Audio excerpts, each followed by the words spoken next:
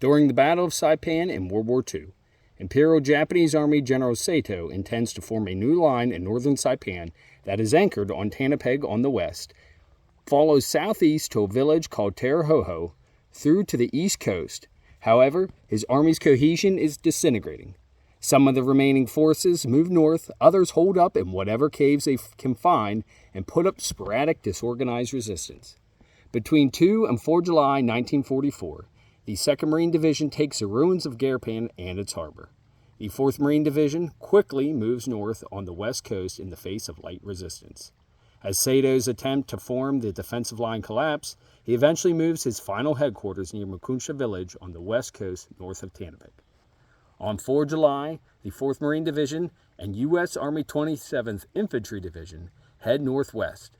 The 27th ID reaches the east coast of Flores Point, south of Tanapag, cutting off any Japanese retreating from Garapan. The 2nd Marine Division no longer faces organized resistance and moves into reserve. The 27th Infantry Division is to move up to the east coast toward Tanapag, and the 4th Marine Division will advance northwest.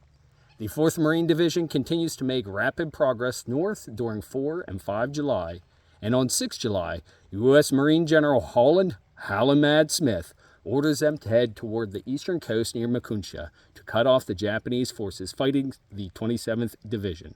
Then the Marines will complete the occupation of the rest of northern Saipan on their own.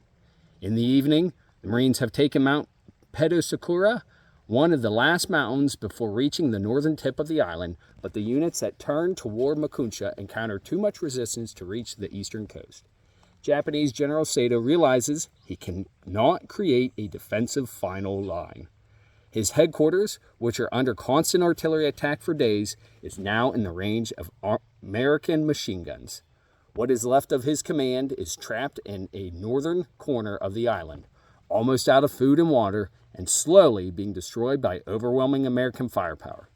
On 6 July, Saitō decides the situation is hopeless and sends out orders for the remainder of his forces to perform one final suicide attack in order to destroy as many of the enemy as possible. He sets the attack for the following day to give the troops a chance to concentrate what is left of his forces and puts his divisional chief of staff, Colonel Suzuki, in charge.